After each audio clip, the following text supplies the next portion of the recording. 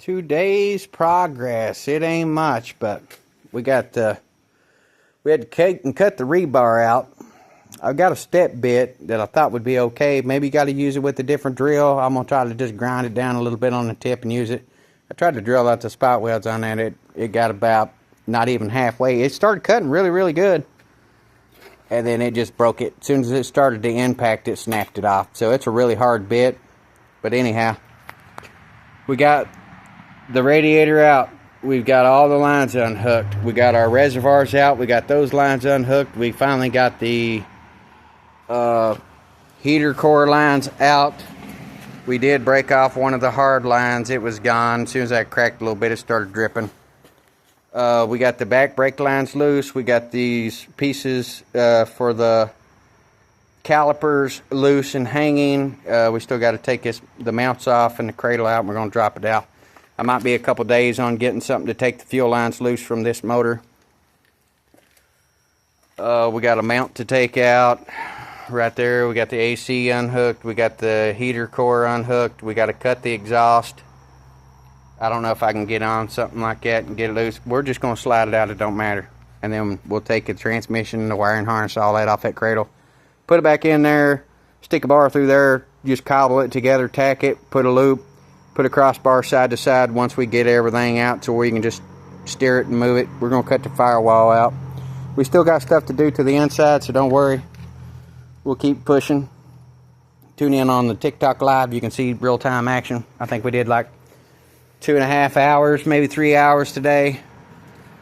And we're getting closer. Next thing to do would be unbolt the struts, take the struts out, take the wheels off, put it up on some blocks. Be able to drop this cradle and motor and everything out together, and we slide it out. But we got to get the fuel lines out. So next thing's next be fuel lines. We can cut the exhaust with a sawzall. Might do the exhaust off camera and maybe try to crack some of these bolts. Some of these mounts I can go ahead and take out. It don't matter. But and pull the struts out. The struts ain't gonna be no big deal to get out. But it's 10 o'clock at night. You know, neighbors have got kids. You know, we're trying to keep good neighbors, got good neighbors. So, just a few more things. Next thing is going to be the fuel lines and the exhaust and getting the struts out and then unbolting the cradle and getting it dropped out. And then if we can't get something to take the fuel lines out, we'll jump back into the inside here and start getting the rest of this out.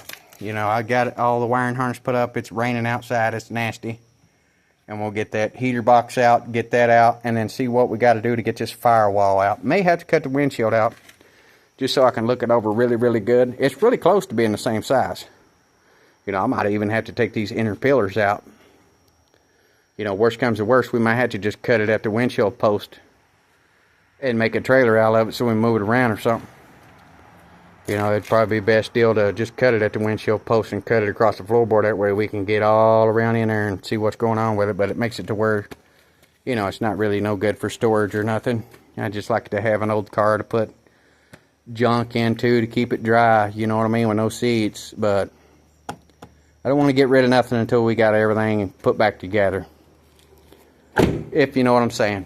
But I was going to try to strip whatever we can strip off of it and put it back together and get this cut out if we can. Easiest way would be cut it right there, cut the windshield out, cut it across the floorboards, start taking a torch, put that on a trailer, take it somewhere where somebody had a torch and just burn out all the spot welds until you can get it apart. You know, you start burning all this stuff off of it. You just take a sawzall or a plasma cutter and you start taking a torch and burning every single spot weld out till you can get it apart to where it's just easy to handle. And it lightens it up a lot too. Once we get all the inner stuff out of it, both pads off of all the sides, get everything pulled apart. We may have to do that. Or, you know, get a set of 60-10 welding rods and start burning holes in the spot welds. I wish I had a plasma cutter. You know, if you had a plasma cutter, you buzz it up like butter. You know, you just start, like this whole inner apron, you just, you know, cut that off and cut them rails off and just probably take a sawzall, reach in there and just cut it completely off. Get rid of it, get it out of the way. Make it easy to get in there to spot welds or whatever. That way you're just going to use that firewall on the truck. and then, you know, you got your motor, make it all happen. You can get universal kits for power steering lines and transmission lines and whatever. You know, all that stuff's pretty cheap. And we're going to put the ABS back on it, you know, for these brakes, to make all that work. You know, I'm putting the ABS brakes on it, on the truck. So, everything is coming off of this is going on it. And when we take the motor out of the truck, we'll have to take and make this ABS fit and bolt up beautiful. We'll have to use the reservoirs. We'll have to use the, I'd like to be able to use the cruise control and everything. You know, we're going to put the airbags back in it, make it safe, and use that entire wiring harness. Now, when it comes to the transmission, we'll probably have to use a transmission controller, but we got an adapter plate, and we can shift it with like a, just, you know, buttons for now. I've got enough brand new toggle switches to make it a little control box, and we can, you know, get it to where we can get it to where we make it beautiful. You get it pulling under its own power, it shifts and drives up and down the road beautiful, and get tags on it and get it insured and make sure it's 100%. So, and AC, I want the AC to work, I want the heat to work.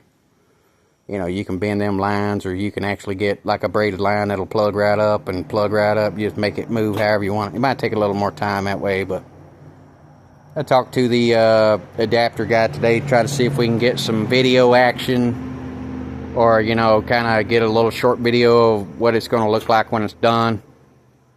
You know, I don't want to bother him. He's a busy guy, obviously. But they do a lot of that, no worries. But that's basically what we're going to do, is going to be pull the struts, get the fuel line loose, get the exhaust loose, and then hopefully we can get the bolts out to make this cradle drop out of here. Once we do that, we should be golden. And then jump to the inside, finish that all up, and then whatever we got to do to cut this thing apart with Sawzall or whatever we got to do, we're going to do it, because this is a donor. If it's getting cut up, I just don't want it to be to where I can't get it out of my way when I want to bring the truck in. I've got it pretty close to the wall, but, you know, we pulled the skirts off. We pulled the rest of that out. We had to pull the fenders, the hood. You know, we're probably going to have to cut this windshield out. I want to leave that VIN tag on there, because I've got in trouble before. You know, you got to drill whatever it is. That piece of metal that goes over there for that VIN number, you cannot do nothing with that. You know, they try to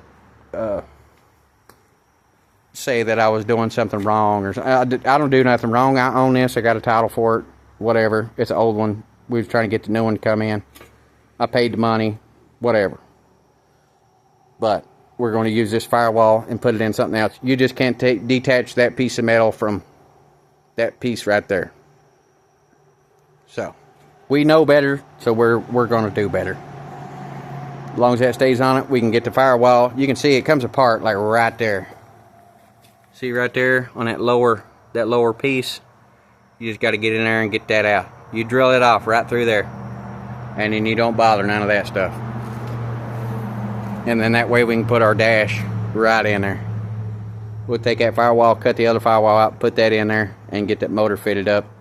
But we're going to put the brakes on first, and whatever, that has to happen right there. We got to make the brakes work on the truck. We can leave all of our stuff on there till we cut it loose, but then once we get that firewall in there, that's the first thing we're going to do, is hook up the brakes. But the brake booster's got to fit with the motor this way. It's this way, it's got to be this way, if that makes sense. So till next time.